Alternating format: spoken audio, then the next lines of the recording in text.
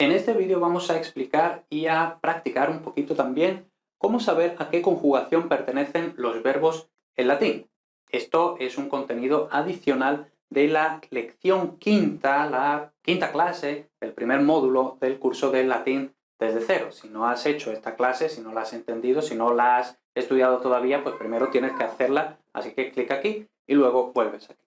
Entonces, lo que vamos a hacer aquí es muy claro. Primero vamos a explicar cuál es el procedimiento de cómo se reconoce, cómo se sabe a qué conjugación pertenece un verbo en latín y luego vamos a practicarlo un poquito. Entonces, vamos a empezar con la explicación teórica. Vemos que no es muy larga, ¿eh? Entonces, ¿cómo se averigua a qué conjugación pertenece un verbo en latín? Primero, y tenemos cuatro pasos que son muy claros y muchas veces ni siquiera tenemos que dar los cuatro, ¿vale? Entonces, primero, dando por sentado que disponemos del enunciado del verbo, entonces, por cierto, si no sabes qué es el enunciado del verbo, pues haces clic aquí, ¿vale? Tenemos que fijarnos en la tercera forma, que es el infinitivo de ese verbo. Eso es si el enunciado proporciona 5 formas, que es el enunciado completo, ¿no? El de las 5 formas. Si el enunciado solo proporcionara 4 formas, porque es un enunciado incompleto que no está dando la segunda persona del presente de indicativo activo, entonces nos tenemos que fijar en la segunda. En cualquier caso, siempre nos tenemos que fijar en el infinitivo. Luego, muy importante, no podemos simplemente mirar el infinitivo como hacemos en español, pues en latín hay más conjugaciones que en español y ni siquiera se corresponden todas, ¿no? Entonces, no podemos solo mirar el infinitivo, o en principio no podemos, ¿no? Ahora vamos a ver que algunas veces eso nos basta, otras veces eso no nos basta.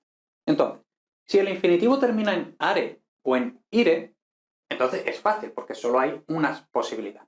Entonces, si termina el infinitivo en are, será de la primera conjugación, igual que en español. Si termina en ire, será de la cuarta conjugación.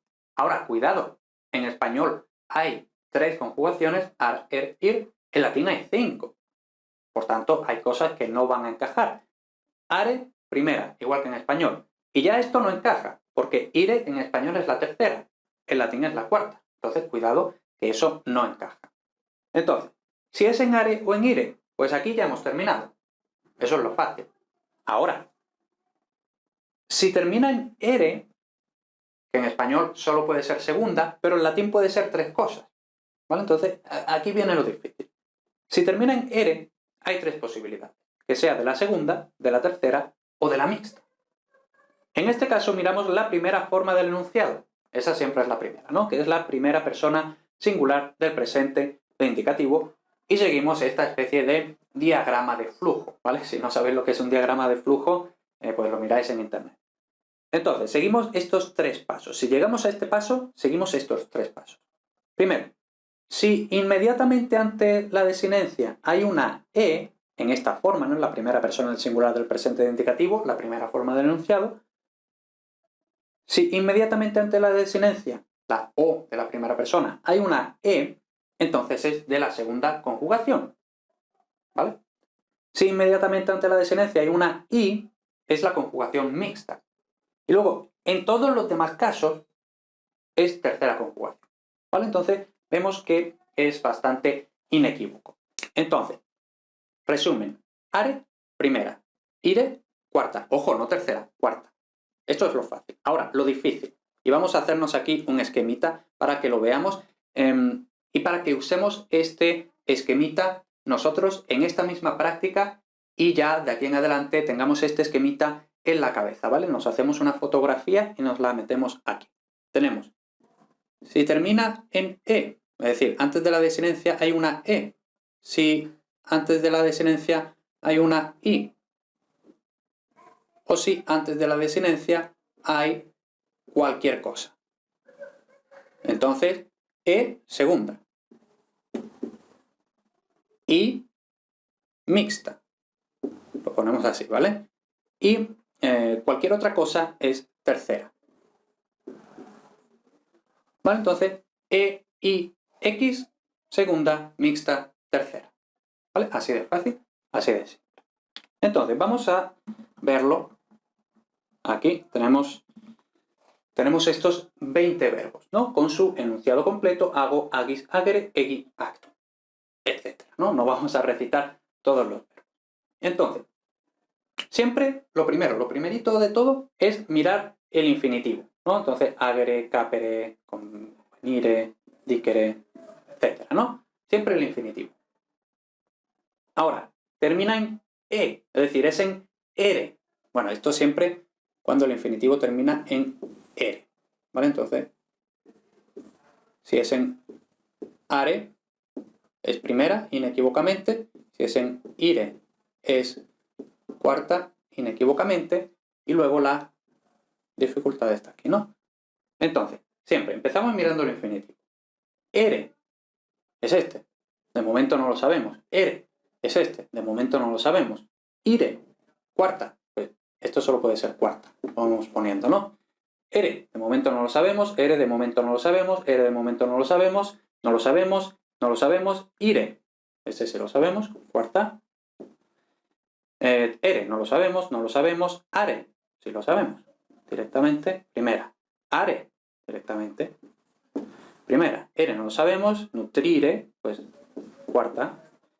Sum es ese fui. Entonces tenemos aquí el infinitivo y vemos que, ¿qué pasa? ¿De qué conjugación es el verbo sum?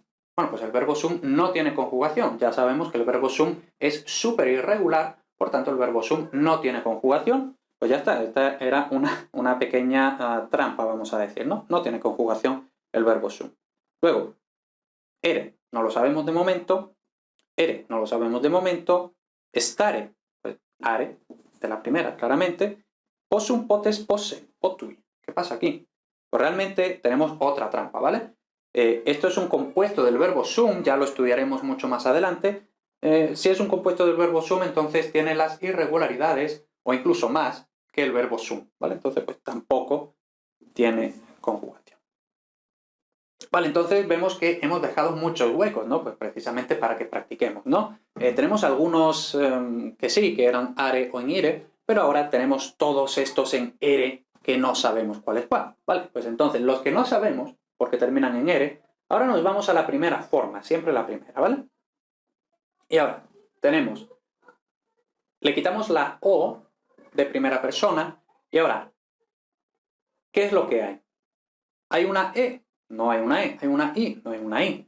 ¿Hay cualquier otra cosa? Sí. Entonces, este es de la tercera. Capio, capis, capere. Tenemos I. Entonces, este es de la mixta. Lo ponemos con una M, ¿vale?